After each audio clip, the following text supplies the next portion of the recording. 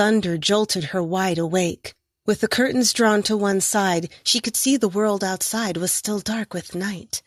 Somehow she'd fallen asleep on her bed, the covers reeking of unused age, the pillow lumpy. She rolled to her knees to feel for the bedside table until her hand closed over the lighter. She felt for the candle and pulled the lighter's lever so a tiny flame flickered into existence. Shadows danced across the white walls, hiding in the bed's tapestry curtains. Leaning over the bed, she reached for her messenger bag left on the floor. She heaved it onto the bed and sat cross-legged while she pawed through the clattering keychains to find the snowman watch. It was almost 5:30, which she guessed had to be in the morning, since it had been 8 the night before when she last checked. It was weird that it wasn't light out yet. The cold floor bit through the soles of her bare feet as she wandered to the window, careful to keep the burning candle away from the black curtains. Lightning flickered on the horizon.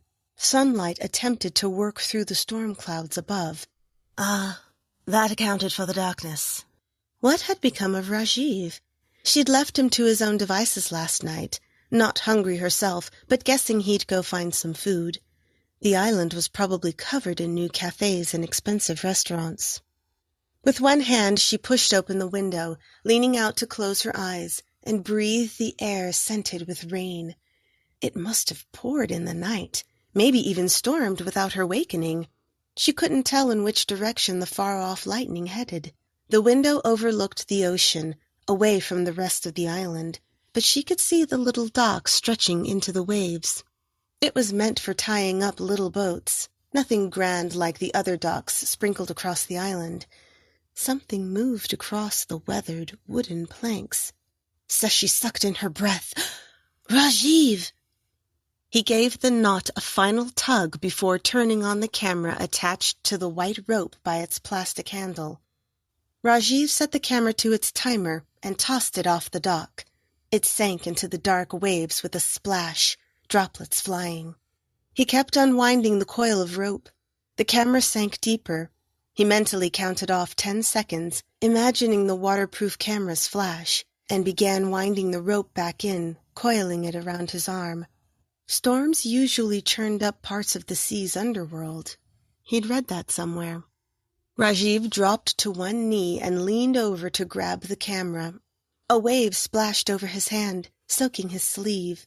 He reset the timer without looking at the picture in the camera's memory and threw the camera further out. He counted off 10 seconds, paused to give the camera time to flash, and began winding in the rope, but it stuck fast. Crap.